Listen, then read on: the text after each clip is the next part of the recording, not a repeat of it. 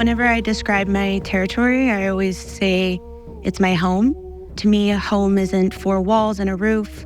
It's the beaches that I grew up on, the rivers that I grew up playing around, just spending time on the land and learning about the different resources that we used to harvest. We harvested in a way that made sure that there was some resources left for the next generation. That is always something we look for, is looking out for the next 7 generations. Several years ago, First Nations people were not allowed to be represented legally. For that reason, we suffered great losses with regards to our resources.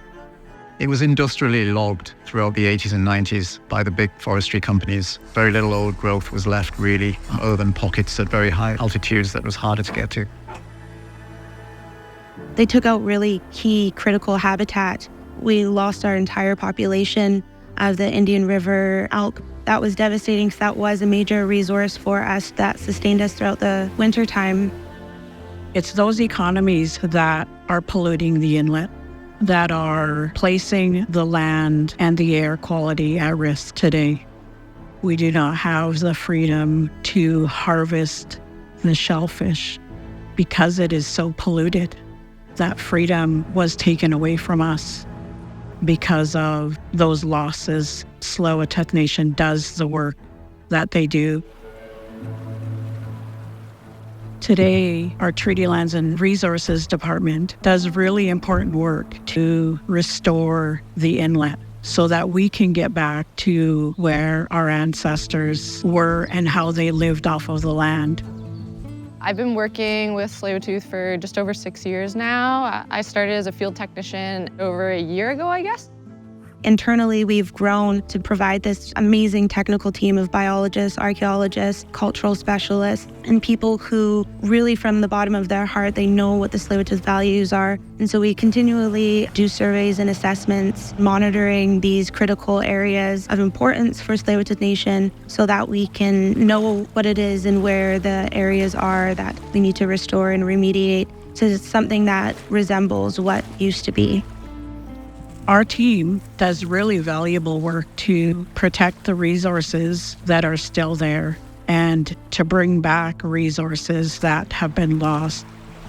In 2006, the nation transplanted 10 elk back up into the watershed, and through different conservation measures, we were able to sustainably harvest 1 elk in 2010. And with that, it has brought back these predators, which is amazing to see. Our watershed is one of the only wild watersheds left in the lower mainland, meaning it doesn't have a dam or a hatchery on it. One of the areas that we've really invested heavily in since the 1980s is we've put about $10 million into fish and fish habitat restoration works. All right, so coho 45. Yeah.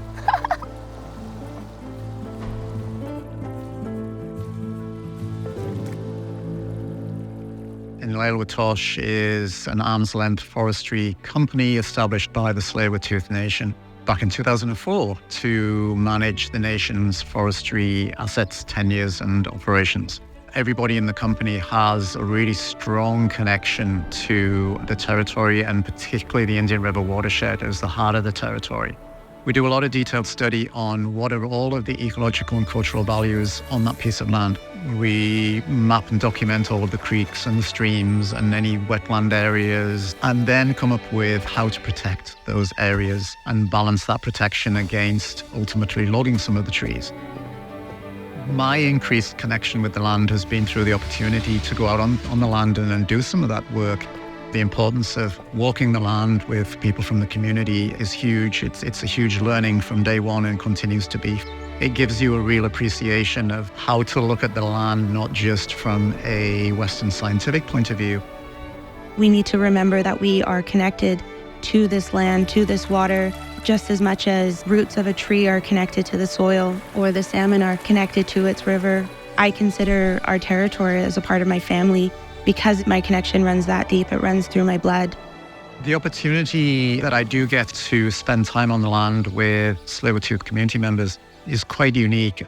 you see, sense, and observe a whole different level of connection. That is now layered with an enhanced perspective of cultural significance to the people that have been stewards of the land for millennia. This is just our home. Treat it as if you were going into someone's house, understanding that our connection to this land and the water within our territory is something that's really deep. I want them to think about what it is that they're putting into the ground and what it is that they're moving through the territory.